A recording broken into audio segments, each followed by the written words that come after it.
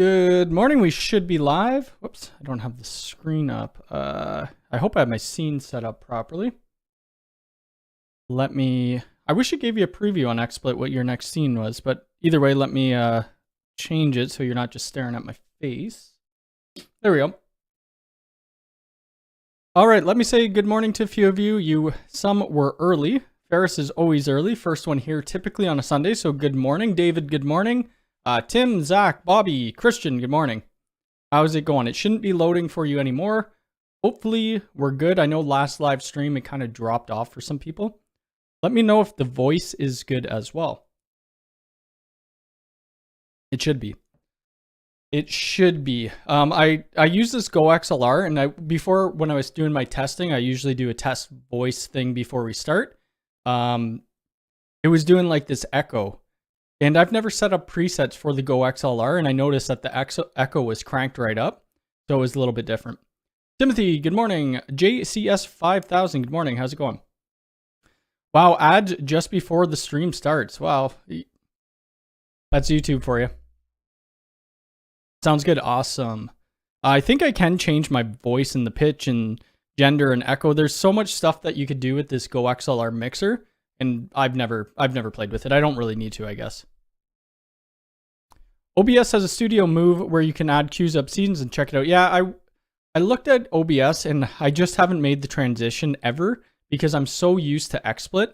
Even though XSplit is a paid, let me get off that screen. XSplit is a paid, you have to pay like $20 every 3 months or something like that. Lewis, how's it going?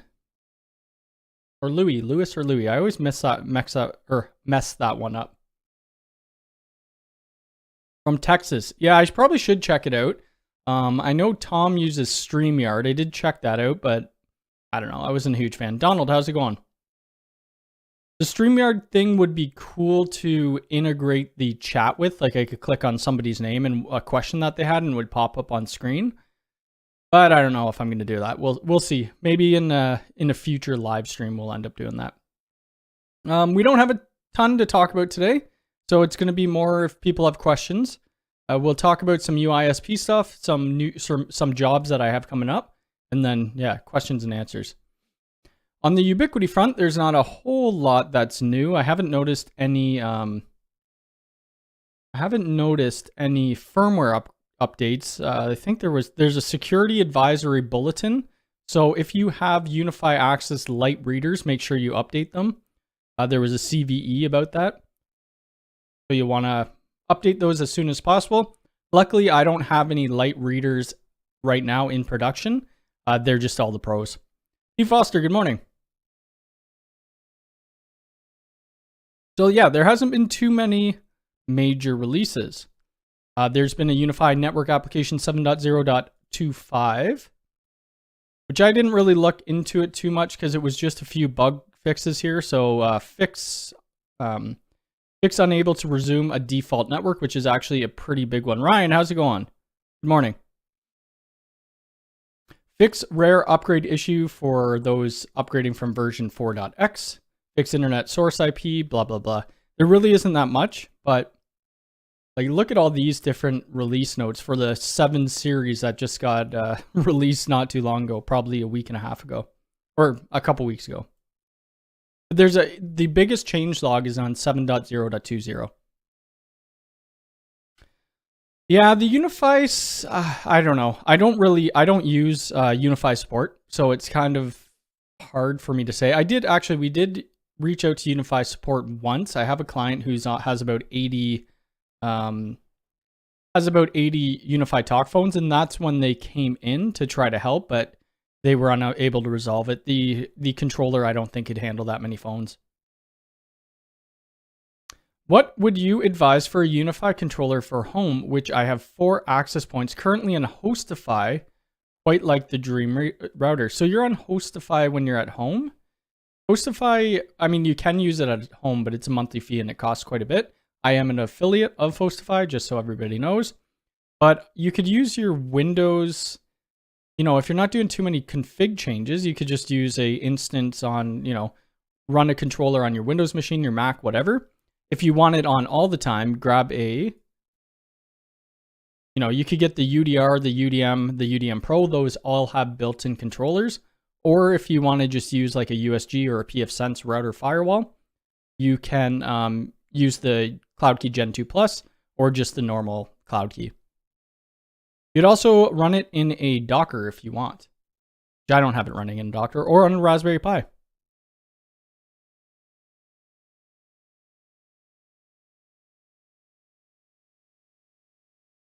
I just installed my UDM Pro and followed your instructions on how to set up VLANs. I use a Mac and I am not able to get access. The internet uses a VLAN wired or wireless. So you're having DHCP issues. If you're getting a 169 address, it's DHCP. You're not going to be getting an IP address. Make sure that your uplinks between your switches and your access points, the profile is set to all. Someone is just honking their horn outside. You could run it on a Linux controller. Yep. You could do that as well. Or on a Linux box. I use Hostifi for my clients. For my house, I don't know if I would probably do that. For my house, I just use the UDM SE. That's my controller. I think Hostifi is more geared towards business. But when they first started out, I believe Riley had like a free tier.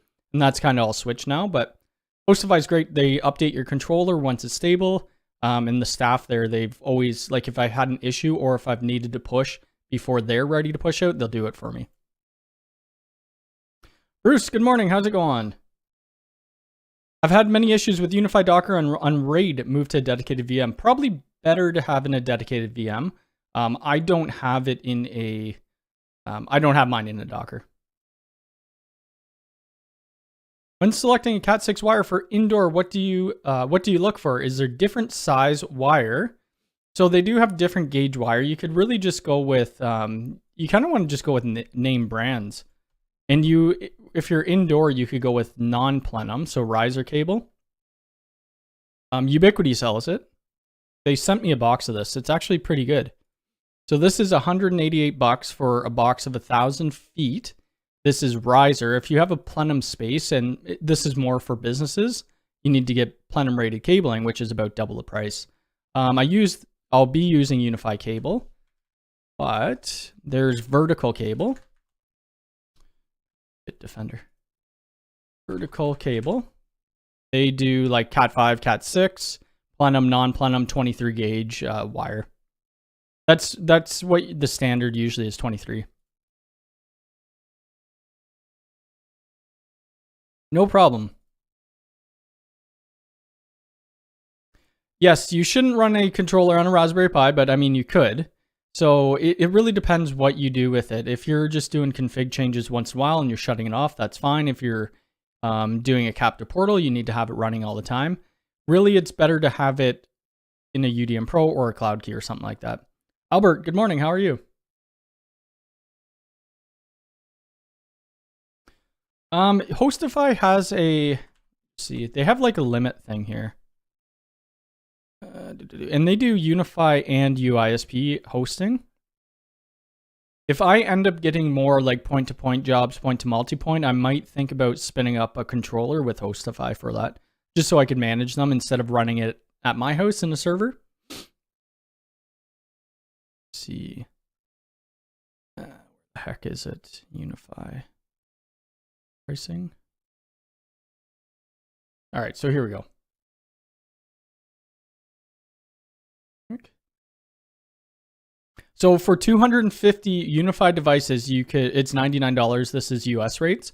So you could have 250 devices, unlimited sites, custom domain. If you need more than that, 1,000, you just scale up, right? It's 249. And then if you need even more, you're going to be doing a custom. Usually what happens if you start hitting like, say you hit a 250, you just want another instance, right? And you just pay another $99 a month, something like that. I think I'm getting kind of close to that limit actually of 250.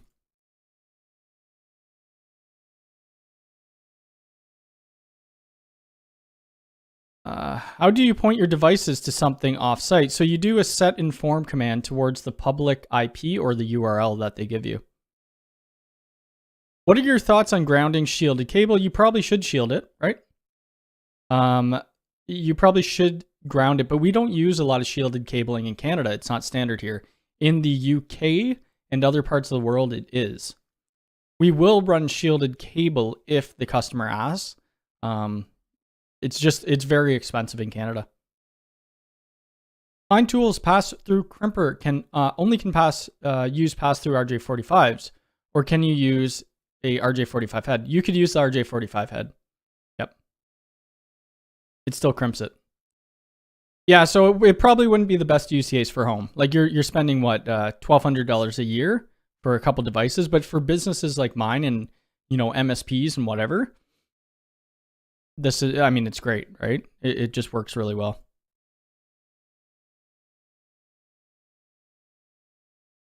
You should talk about how Hostifi is doing Ubiquiti consulting now. Probably not, but I mean, there's a market in there for everybody. Yeah, there's a market. There's work out there for everybody. I think most of their customers probably do Ubiquiti consulting, so I don't know if that's a bit of a conflict of interest there, but either way, I'm fine with it. They give me great support, and I'll keep using Hostifi for a while. Has anyone had any issues installing 7.23? I've had 2 customers have issues. They installed 7.0.23 and then they weren't able to get IP addresses to their UDM Pro. They ended up having to do a factory reset on it to get it to work. Unifi support didn't do anything, or didn't help them out at all. Vertical cable, this is what if you want to do network terminations, you need to buy this gear. I love this stuff. I wish they would sponsor me, but either way, these punch down tools are amazing. If you don't have them, I would highly suggest to buy that. The one issue with it, you have to buy their VMAX jacks, which in Canada is pretty hard to get. So the videos we did last week, let's go. I think I just did UISP maybe. I have a bunch of videos that I need to get out, but I just don't yet. Content. Oh, I did the on-site video. Yeah, okay, so the UISP router, it's cool. I need to do more videos on it. One thing I left out was I didn't show how to create VLANs. After I watched the video like 2 times and I missed it. And then I realized, oh crap, I didn't even show you how to create a network. So I'll end up doing that when we get to kind of this stage. So and I keep talking about this one more device. I can't really say what it is because they haven't mentioned it publicly and it's still an EA. But I'm kind of waiting for that to, finish off this kind of topology. We had that as well, disabling and, oh really? Yeah, I tried that with both of them and it didn't solve their issues. So we restored a backup. Still didn't work, so we just rebuilt it. I mean, these were home users, so it wasn't a business. It was pretty cookie cutter.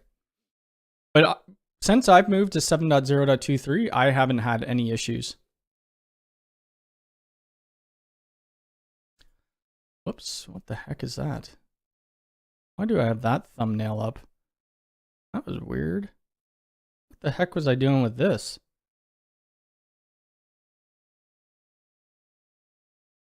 I don't know why I got a thumbnail of that. Maybe I was trying to make a thumbnail for Ubiquiti or for my last video.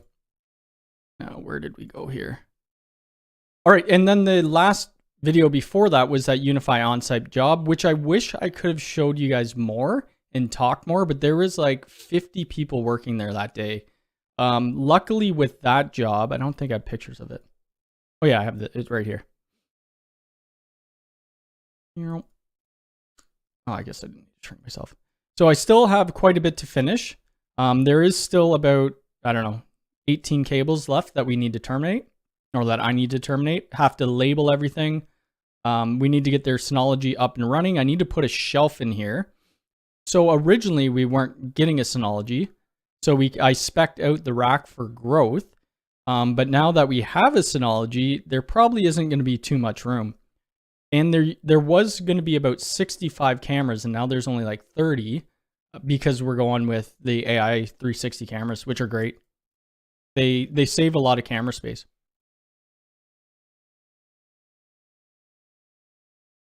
What are your thoughts on TP-Link VIGI surveillance? I've actually never seen that or heard of it, so I don't really have an answer for you there. But I will look it up. I don't even know if this is... I don't think it's available in Canada, actually. So when TP-Link was contacting me, which they aren't anymore, though my media contact, he moved departments, and the new one just won't contact me for whatever reason, which is fine, whatever. But I asked about some of their cameras, and they said it's not available in the US or in Canada. So I never ended up doing videos on it.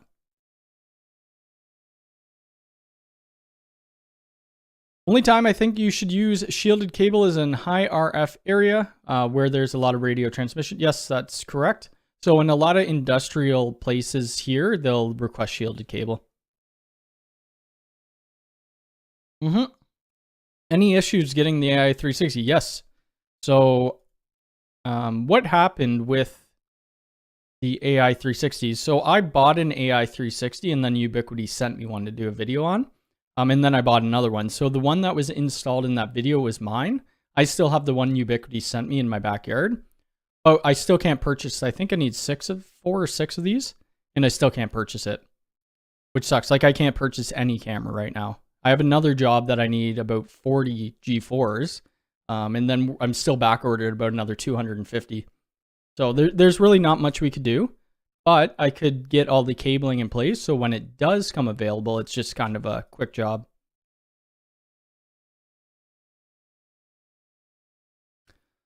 Let's see. I've been running 7.0.23 since it came out. No issues. Yeah, I find for the most part, not a lot of people had issues, but there were a few people who did. Uh-oh. Grandstream PBX just started sending out crash reports. Any suggestions? Never seen this before last night. Sending reports every few hours. No on-site. Honestly, I'm not 100%. That Willie might know, but I could look into that for you, Bruce.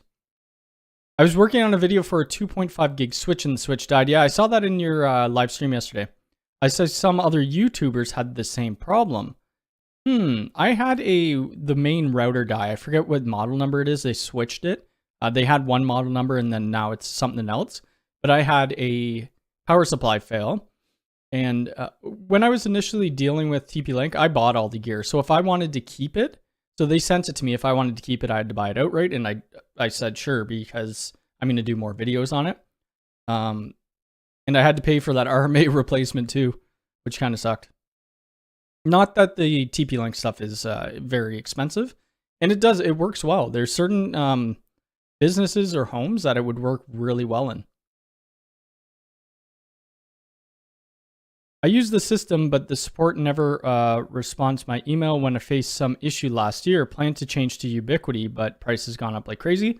I don't think the prices have really gone up. If you're going on to like eBay or something like that, you're going to get price gouge for sure. I was looking for... I was looking for a bunch of U6 LRs. And just looking at the price on here, like Amazon, I don't typically order from. But I was looking at this last night. So it's $259. Oh, I don't want to show that. A sec. I log out. There we go. Amazon.com. Okay. All right, so if we're looking at this, it's $260 US. So US to Canadian. So that access point is $327 Canadian plus another, it's not showing there, but it was about plus another $80 shipping. And then you look at the Ubiquiti site. For the Canadian price, the access point's only $219. So you're going to end up paying like over $200 per access point if you're going through like eBay or Amazon because they're price gouging. Is the dual WAN feature still in beta? What do you mean by dual WAN? Do you mean like load balancing? If you got the 2.5 gig switch unplugged from the power, it just a couple times after it's booted and then it died. I'd never got a 2.5 gig switch from them.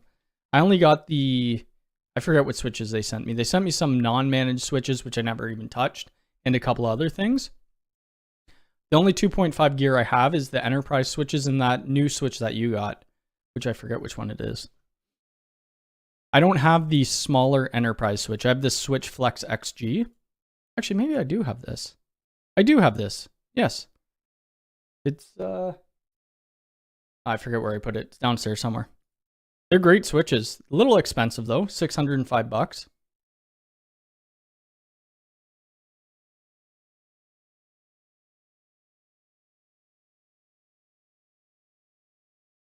The U6 switches are nuts on Amazon, or the US8. Yeah, we do have distributors in Canada, but even them, they're pushing their prices up as well. Hey Cody, I signed up for the stock notifications for UI Canada, but rarely get notified. However, they had stock on Thursday. Oh really? See, I didn't get notified for that. I use Chris's from Crosstalk, his new UI Notify. That's only UI Notify. That's only for the States as far as I know right now, but I think he's going to be integrating it to Canada and other parts. I know a lot of people weren't happy that there's a paid version of it, but I mean, it's perfect for me. I'd rather get a text to say that UI Notify, there's 25 cameras available, and then I could rush out and grab it. Yeah, people have different thoughts on that, but I think it's a good service, and I'm going to be using it for a while. The load balancing isn't in yet, but I think on Twitter, one of the people, I forget his name. Let's just see. One of the people I follow who works for Ubiquiti mentioned something. Where the heck is it? Nope, that's not him. Just want to make sure I'm not showing stuff on screen here. Tweets and replies. So it is coming, and so is policy-based routing. I can't see it here. So it is already in a different version of their firmware. So one of the EA firmware. Never got noticed either, but happened to check. So I check the store every morning and afternoon, and then like before I go to bed to make sure that I get some stuff if I can. I feel the notifications on the UI Discord servers works the best. So I don't have, like on my phone, I have every single notification turned off. So when I get a Discord message, if I get a YouTube message, if I get whatever, besides my website, that's the only one I do have on. So I never check Discord. So it works in my advantage using Chris's new service because it sends me a text message. And that's usually more for like things that I want to purchase that are in the States and not in Canada.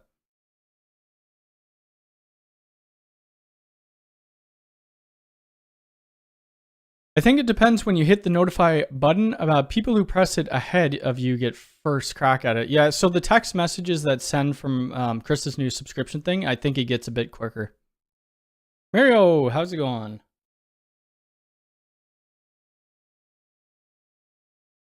For my country, the setup Ubiquiti UDM Pro and 24 Pro, I need full savings about more than 6 months. UDM Pro costs $379, and my place costs about 1.5. Costs about 70% of your salary. Wow. Yeah, like I don't know what that is, if that's a currency, but the UDM Pro is fairly reasonably priced for what you get. The UDM, same with the UDM SE. Just join chat, so not sure if this has been asked yet, but when will the U6 Enterprise be available for the common man to purchase? I have no idea. It's still in early access, and I may have one up there and one down there somewhere. I don't know when it's going to be available, though. It's still in EA. I would assume it'll be available in the next month, maybe.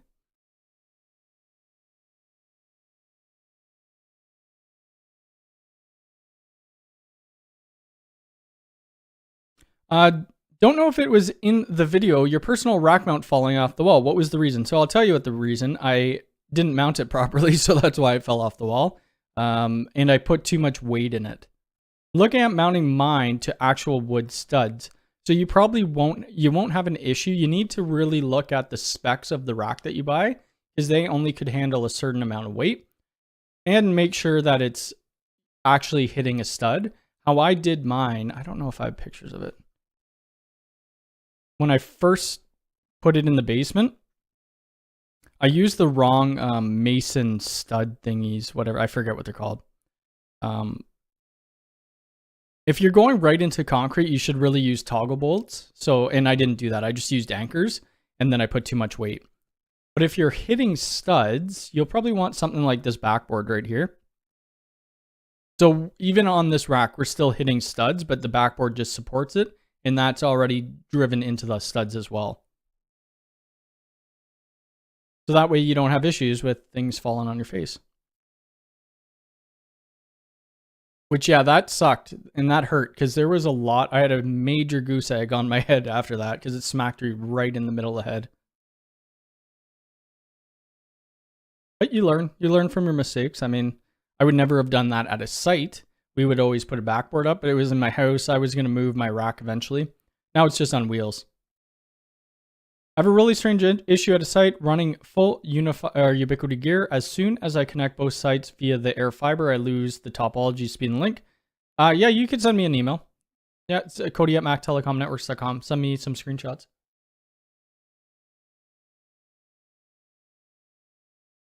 Today, my brother is coming over and we're going to record some music.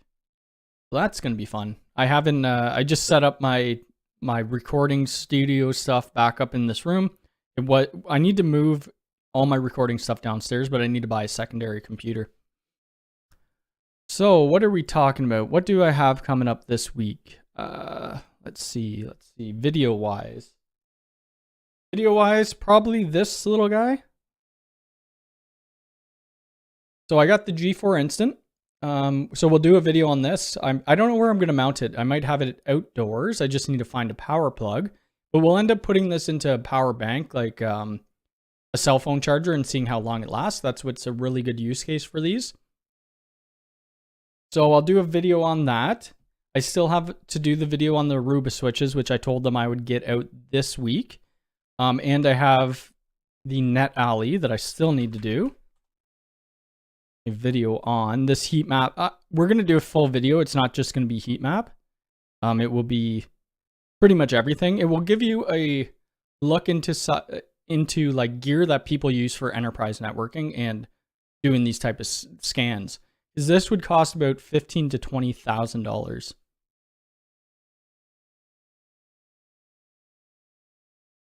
I'm waiting for the Connect. Where is it? Right. You're waiting for the Connect to display in early access. Yes.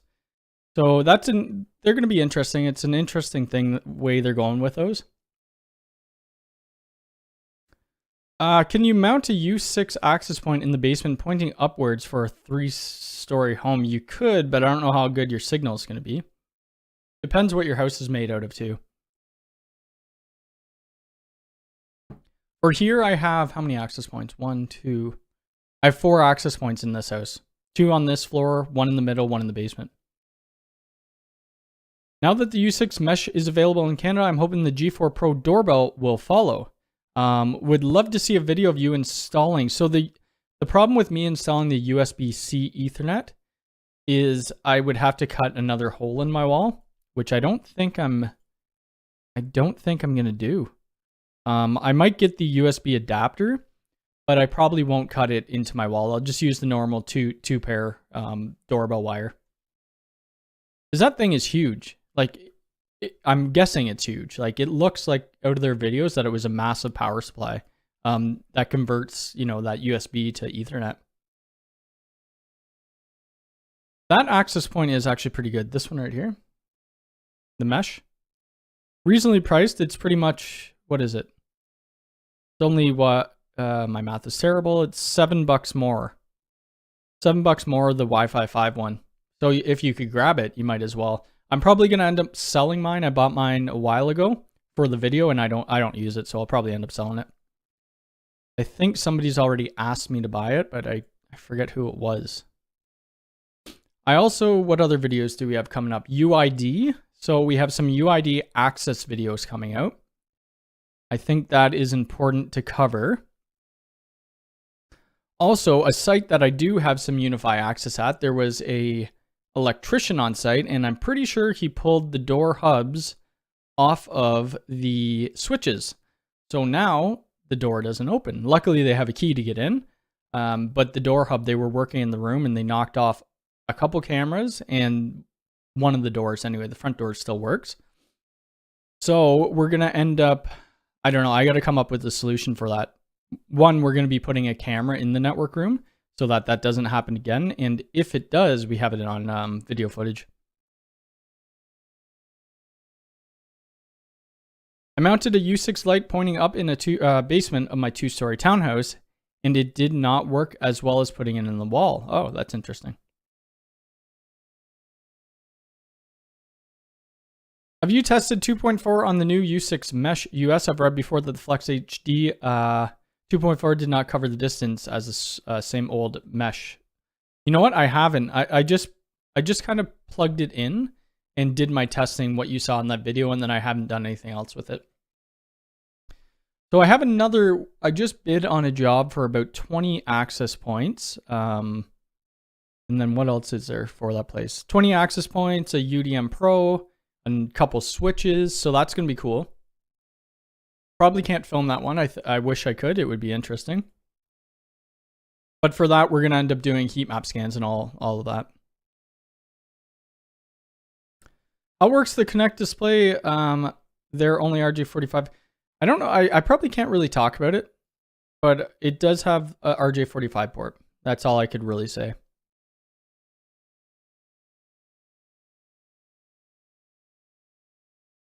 I'll probably take a look at the email after because I don't want to bring up the email and then show some other customer information. I'm trying to think of what else there is coming up. What have I ordered? Let's see. Is there anything new? Anything new? I think there was the GPON that was new. Pretty sure that's one thing that was new in here.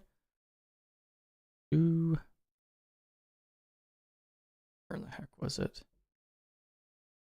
Yeah, so these switches, nobody, they're not, so I'm surprised they're not sold out. And then this U-Fiber Wi-Fi 6 GPON CPE. I was thinking about grabbing one, but I don't know if I would or do a video on it. Somebody did ask me in the comments of the video if you could use these for your house. Sure, you could. You would just need to have a UISP controller to be able to configure it. And you could do that in a VM or however you want. Is it worth it? It's generally more for WISP installations, but you could definitely use that in your home. But the UISP controller, you can't bring in Unifi access points and things into. Gene, how's it going?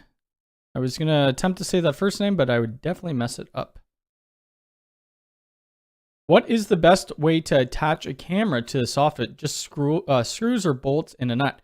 So the best way is to put like a board or I forget what it's called. It's like a little piece of wood going across the soffit and screwing into that. Or make sure you use metal screws. Depending on the weight of the camera, if the weight's too heavy, it's just going to rip back out. Why do I have one of those purchased? I'm trying to think of, oh, we have this too. I haven't done a video on this yet. Maybe I'll do this video. The smart, I don't know how I'm going to do it. Maybe I will. I'll do the access rescue key before I do UID because I haven't pushed over my access controller to UID yet. So I think this would be good to show that first, and then we'll do access in UID as well. Let's see what else is there. I could probably do some more Grandstream videos. I don't know how much people have interest in that on my channel. But I have a bunch of phones back there that are going to a customer.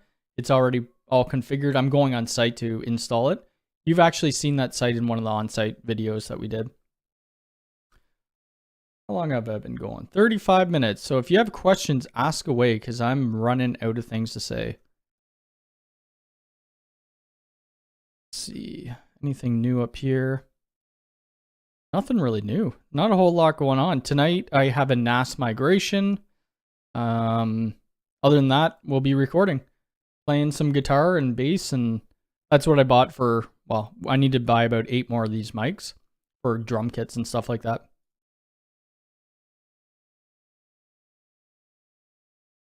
Thanks. Going to install a G3 Pro soon, and still not sure how I'm going to install it outdoors on the side of the house. Yeah, the side of the house is always tricky. If your house is finished and it's brick, usually what you have to do, you need to drill inside your house, cut a hole in the drywall, fish it down the wall, wherever your rack is. Mine's in the basement. Cut another hole, like by the baseboard, drill a hole, then bring it down to your rack, and then patch your wall. That's kind of how I would do it.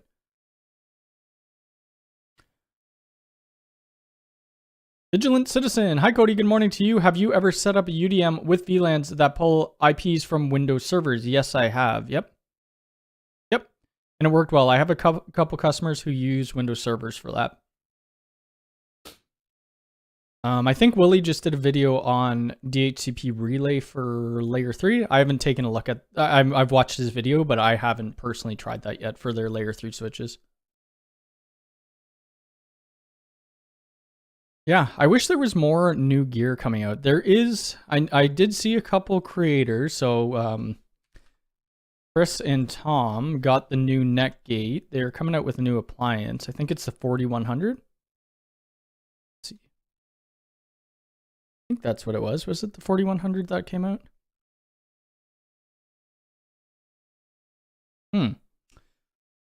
All right, let's look. Netgate 4100. It looks nice. I like it. It's only 500, well, 600 bucks Canadian. 8.15 gigabit routing with just the router. Firewall, you get that. IPsec VPN. Nice little device. I have the 6100 and it works well. I don't use it a lot, but just for videos. I bought last year the UAD Apollo X8P. It's an amazing preamp drummer here. So I don't know a lot about music stuff. I've been out of, my brother and I, one of my best friends used to play in a band. This was going back like 20 years ago. Did I post a picture of it? We used to be, well, I still am like a huge Blink-182 fan. So that's kind of what, you know, our music was kind of about. Let me try to find this picture. Me with my long hair and high socks. Oh, I can't log into Facebook. Okay, so we won't be able to see that today. But I do some consulting for somebody in the music industry. He's a very well-known person, and he's given me recommendations of what to buy, so I've just kind of went with that. Yeah, I will check it out, because I am planning on buying some more stuff for the recording studio. I'm using Pro Tools to do recording right now. I do have Reaper, but I haven't used it yet. It is going to be on the top of the roof. I have a USW Flex in my attic. Standard 1980 house with vinyl siding. Oh, okay.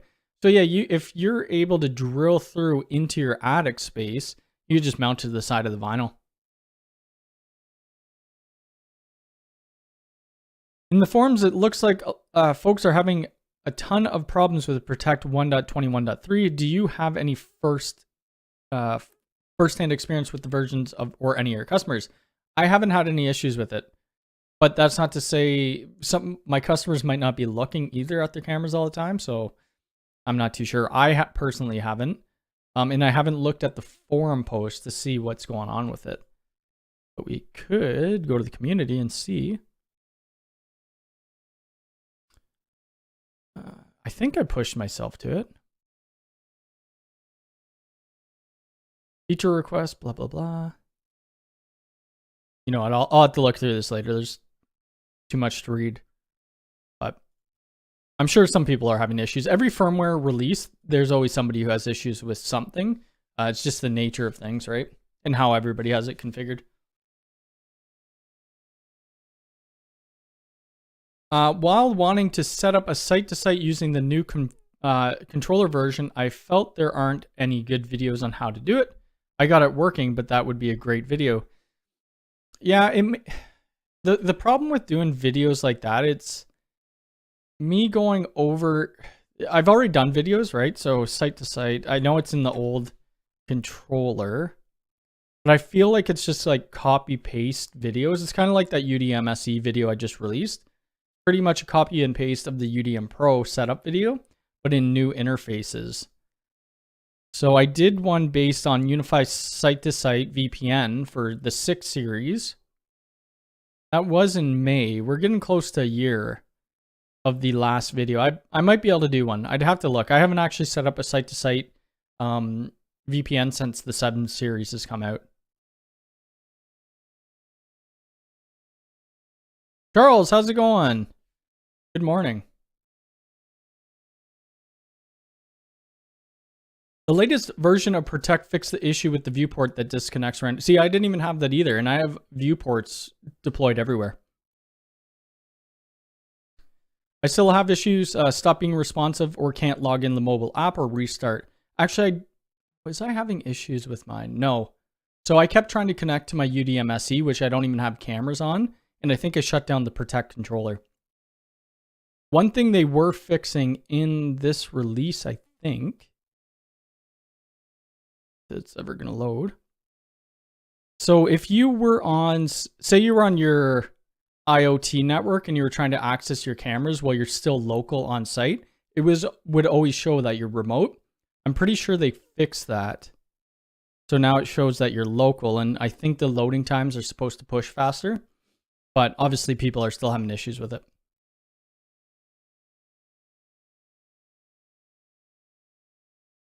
So I'll probably only be on here another 10 minutes or so. I need to go to Walmart, get some drinks, figure stuff out for today, set up the Pro Tools and stuff like that, get it working for when my brother comes over.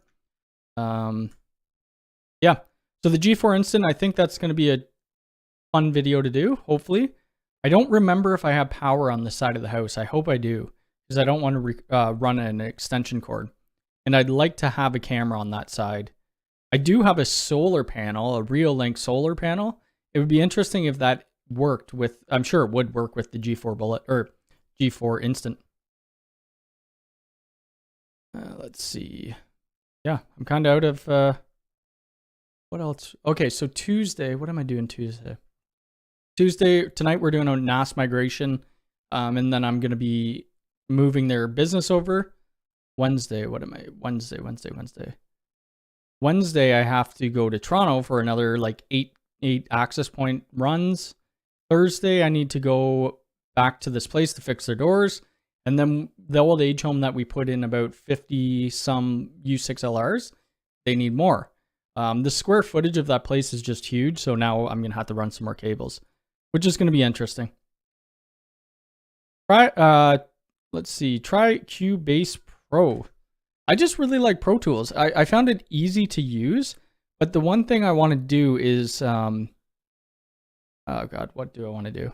I want to load stuff into it. Pro Tools. What was I was looking up. I forgot, not license. I forget what it is. But I need to buy like a MIDI keyboard and a touchpad and stuff like that. I'm sure that this Go XLR could work with it. But today is going to be just kind of like a test thing and see where we are. Our drummer still needs to come over. I need to move all the stuff from up here down to the basement. The basement's unfinished, so I got to figure out how we're going to power it all, but it should be interesting. And eventually, if we do get some songs recorded and they sound half decent, I'll kind of let people know if they want to listen to it or not. But it's more for fun and just to see what happens. But on that note, I guess I will be out of here. So I'll see everybody next Sunday. I may do another live stream during the week. This week is pretty busy for me. And then, yeah, I'll be live again next Sunday. Watch out for my videos. There'll probably be a video on Tuesday and one on Thursday. So everybody have a good rest of your weekend, and I will talk to you later. Thanks.